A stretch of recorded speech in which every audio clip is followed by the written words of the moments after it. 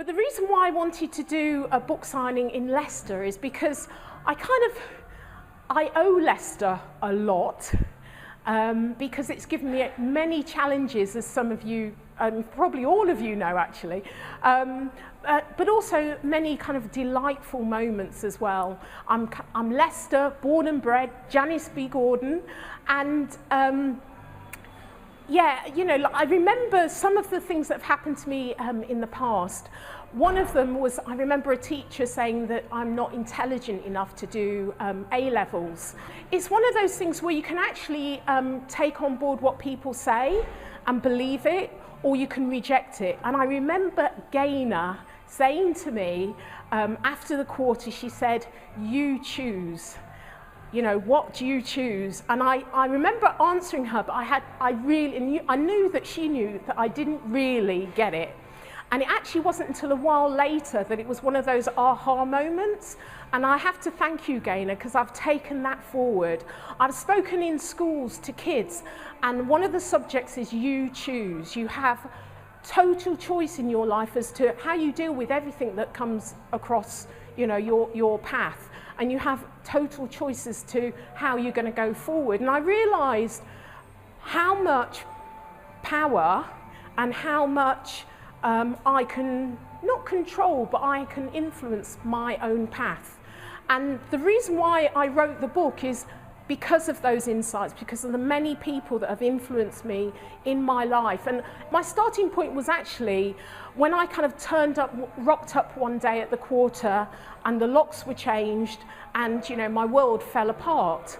And it was really a weird situation in that something happened and you have very little insight and understanding at that time when things happen, and that you're just in this haze of confusion. I believe it's like losing a child, but you don't understand what killed them.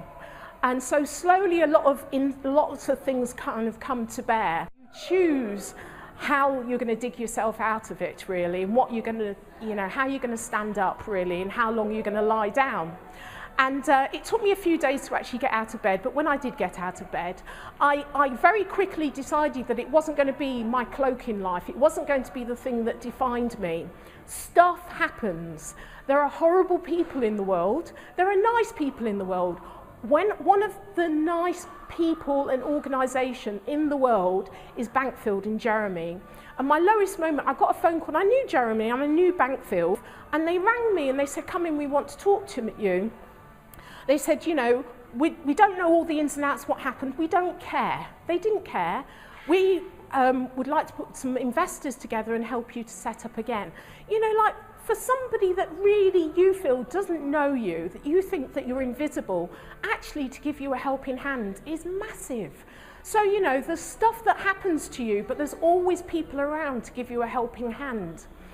The reason why I talk about business evolution is because I've learnt what Sir John Harvey Jones did is he didn't only open the minds of the business owners and the family businesses, but he changed the lives of the employees, he changed the lives of the customers. You know, it had a massive impact, and that's why I've always loved business. You know, the restaurant and bar, I know, gave a lot of people joy. I know people came in and there was something special about it. There was a special atmosphere. There were, you know, people that had 70 and 60-year-old birthday parties, and I know that they'll remember that for the rest of their lives. And what happened with the restaurant is minutiae in comparison to the fact that I know that other people have really enjoyed that experience, and this is something that we've created, and I know we created something that was special.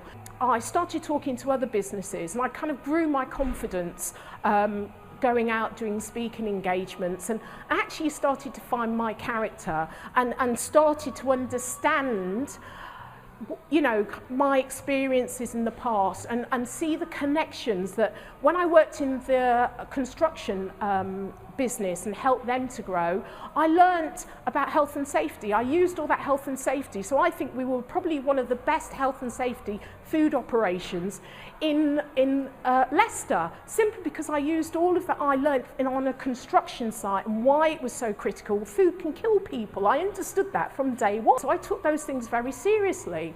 I learnt about the accounts and implemented the accounts in another business. I brought that into my business, and I thought, actually, I can take good things and carry them forward. So there must be some sense in the bad things that happen to you. There must be some lessons in the bad things that actually changes you.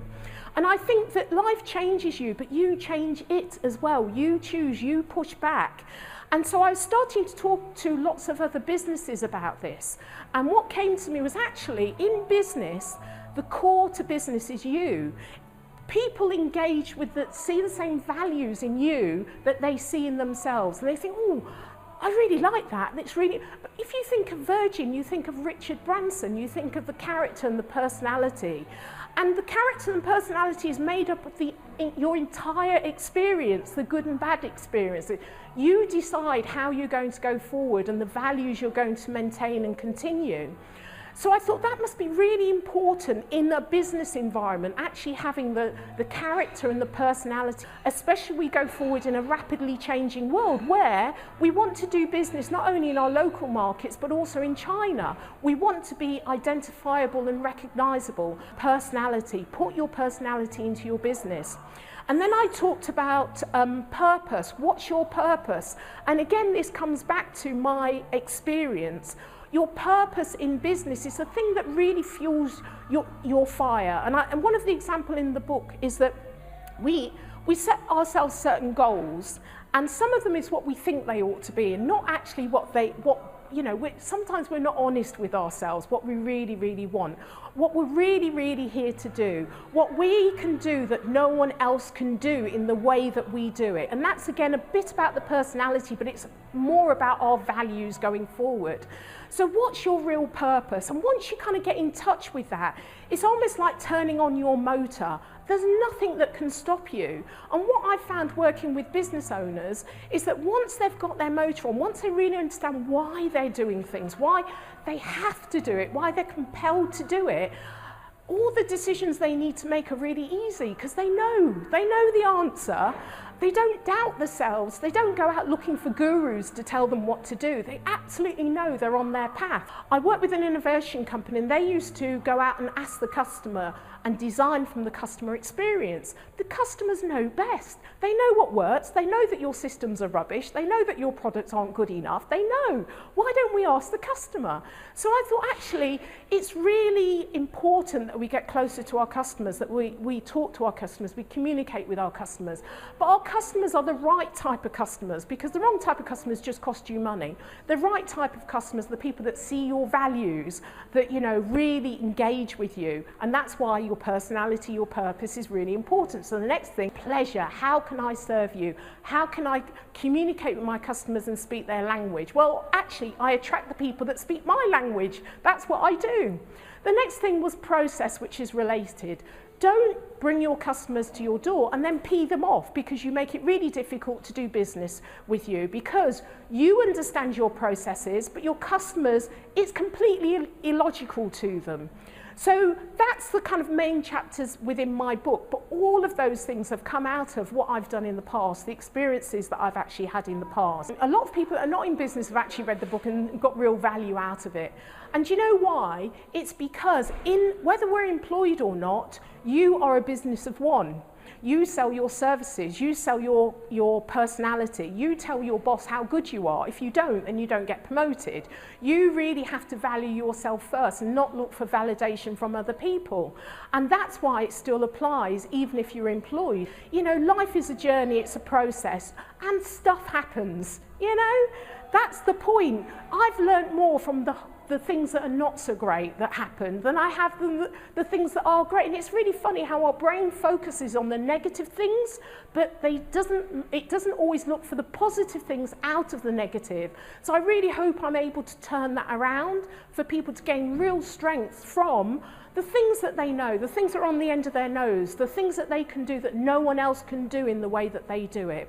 So I would really like to thank the people that have influenced me, and really to kind of get people to open up and be happy with where they are in life, and to have the courage to kind of move on their path at their pace, and it's okay. So thank you all very much for coming. I do really appreciate it.